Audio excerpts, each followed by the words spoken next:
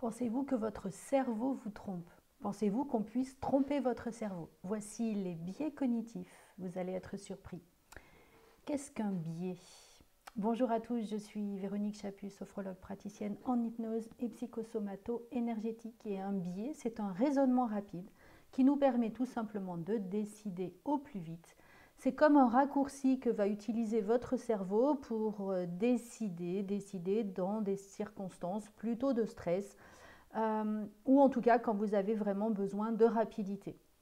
Notre cerveau, il réagit à nos émotions, peut-être l'environnement, nos préjugés, nos habitudes, notre vision du monde avec nos perceptions, notre mode d'attention. Notre cerveau va donc traiter les informations dans un but de gagner en énergie, c'est le raccourci, de gagner du temps pour pouvoir être en sécurité et faire du sens à ce que vous êtes en train de vivre. Par exemple, je me promène en forêt. Au fond de l'allée, je vois une forme un peu bizarre. Tout de suite, mes sens sont en alerte et j'imagine le serpent. Pourquoi? Parce que c'est très probable qu'avec cette forme, dans ce contexte-là, ce soit un serpent. Bien sûr, quand je vais arriver au fur et à mesure que j'approche du bâton, je me rends compte que c'est juste une liane, que c'est juste un bâton. Mais mon cerveau a gagné, il a fait un raccourci, il a gagné en temps pour me mettre en sécurité et donner du sens à cette forme que je vois. Bien sûr, les effets peuvent être négatifs parce qu'on va faire des erreurs de jugement comme le bâton, le serpent.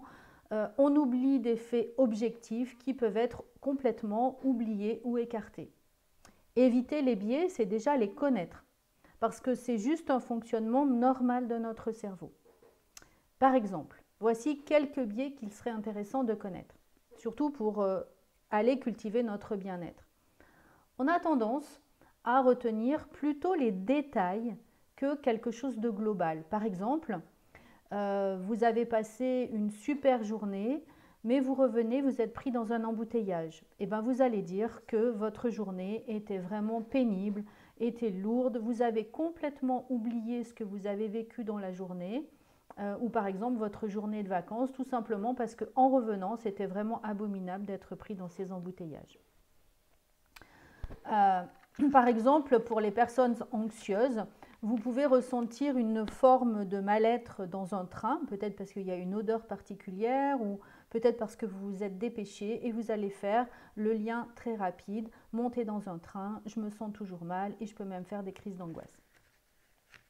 On a tendance aussi à transformer le positif en négatif. Par exemple, j'ai eu mon examen, oui mais c'est normal, le jury l'a donné à tout le monde.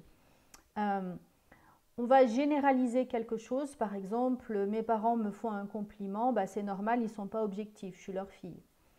Donc, tout de suite, c'est comme si on transformait l'or en plomb, tout de suite, comme si on avait cette habitude de pouvoir transformer le positif en négatif.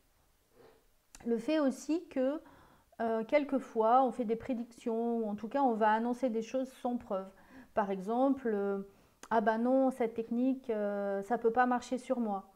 Ou non, c'est vraiment trop compliqué, je ne peux pas réussir. Je vais rester seule toute ma vie de toute façon. Vous voyez qu'on a vraiment ces petites phrases assassines qui va nous plomber en tout cas, mais c'est juste un biais, le biais du sans preuve. On a aussi tendance, ça c'est quelque chose qu'on fait beaucoup quand on est enfant, normalement on doit moins le faire par la suite, c'est la personnalisation, c'est-à-dire c'est de ma faute, c'est de mon entière faute. C'est-à-dire que il y a quelque chose qui rate, ah bah oui mais c'est ma faute. Par contre, je n'ai pas regardé tout ce qui pouvait être consécutif ou être la vraie cause de cette erreur qui s'est faite ou de cette soirée qui s'est mal passée. On a plutôt tendance aussi à retenir le négatif par rapport au positif. Par exemple, j'ai raté ce plat, donc je suis complètement nulle. Et on va même généraliser, je suis même nulle en tant que femme. C'est-à-dire que je ne suis pas simplement nulle en tant que cuisinière alors que j'ai juste raté un plat, mais je vais être nulle dans ma vie globale. Et puis on a toujours aussi tendance à cette loi du tout ou rien. C'est-à-dire soit je réussis, soit de toute façon je suis nulle. Si par exemple j'ai une douleur, bah, c'est forcément une maladie grave. Vous voyez, c'est tout ou rien. Donc ça, c'est aussi un biais qui va être perturbant. On peut aussi considérer qu'une émotion, c'est vraiment une preuve. C'est-à-dire, si je ressens du mal-être, bah, c'est forcément, si j'angoisse, qu'il y a un danger réel. Bah, peut-être pas du tout. La généralisation, on l'a vu tout à l'heure. Si ça s'est passé cela, alors de toute façon, c'est pour toujours. On ne se pose même pas la question de dire que ça peut changer. C'est comme ça, c'est inscrit. Les fausses obligations aussi sont quelque chose qui nous pourrit la vie. Le il faut, le tu dois. On se met des fausses obligations parce qu'il n'y a absolument aucune obligation dans le il faut, tu dois, mais on se le met et on va se créer de la frustration, on va se créer de la colère, on va se créer des émotions qui ne sont pas bonnes pour nous. Souvent aussi les étiquetages, on va étiqueter les choses. Par exemple, je suis 10 donc je ne peux pas réussir.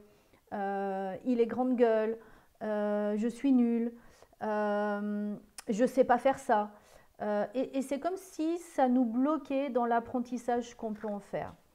Donc vous voyez que les biais cognitifs sont vraiment très nombreux. Ils sont au nombre de plus de 200. Donc là, je vous en ai donné peut-être ceux qu'on pratique le plus couramment.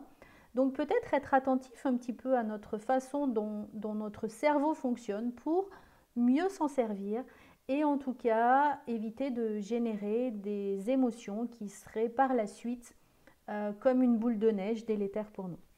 J'espère que cette vidéo vous aura vraiment aidé, en tout cas à montrer comment votre cerveau fonctionne. N'hésitez pas en tout cas à la partager, à vous abonner à ma chaîne et bien sûr à liker cette vidéo, ça permet des vues et donc ça honore mon travail. Merci à vous, belle journée.